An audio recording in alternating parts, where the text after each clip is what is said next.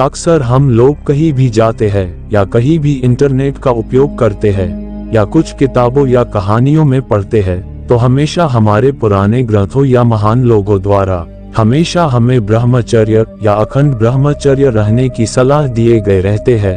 हमें ये समझ नहीं आता कि आखिर ब्रह्मचर्य और अखंड ब्रह्मचर्य में अंतर क्या होता है। आखिर हमें ब्रह्मचर्य का पालन क्यों करना चाहिए और अखंड ब्रह्मचर्य का पालन क्यों करना चाहिए। तो चलिए सबसे पहले ब्रह्मचर्य को समझते हैं। तो देखिए, ब्रह्मचर्य का प्राचीन भारतीय संस्कृति में एक महत्वपूर्ण स्थान है और इसका मतलब ब्रह्म यानी अनंत और चर्या यानी चलना होता है।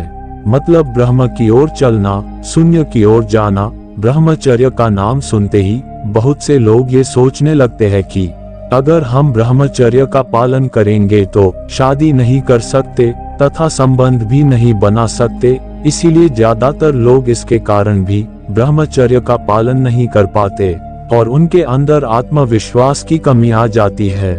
तो देखिए, ब्रह्मचर्य का मतलब ये नहीं होता कि आप किसी औरत से शादी नहीं कर सकते, उसके साथ संबंध नहीं बना सकते, बल्कि असलियत ये है कि आप गृहस्थ जीवन में रहकर भी अपनी पत्नी के साथ ब्रह्मचर्य का पालन कर सकते हैं। जी हाँ, आपने देखा होगा या सुना होगा कि प्राचीन समय में बहुत से महान लोग या ऋषि मुनि भी शादी करते थे और उनके बच्चे भी होते थे और वो ब्रह्मचर्य का पालन भी करते थे।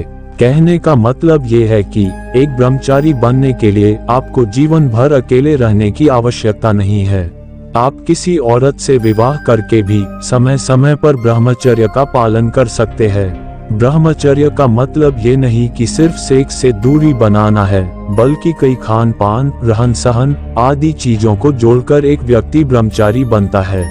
एक बात और, ब्रह्मचारी व्यक्ति अपनी बीवी के अलावा किसी और स्त्री से संबंध नहीं बना सकता और न ही किसी औरत पर गंदी नजर डाल सकता है। ये होता है ब्रह्मचर्य जो आपने अब तक जाना।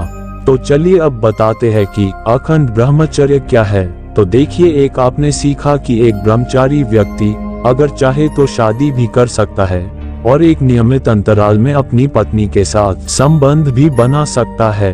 पर यदि आप एक अखंड ब्रह्मचर्य रहना चाहते हैं तो आप अपने पूरे जीवन काल में कभी भी शादी नहीं कर सकते और न ही किसी औरत या स्त्री को गंदी नजर से देख सकते हैं।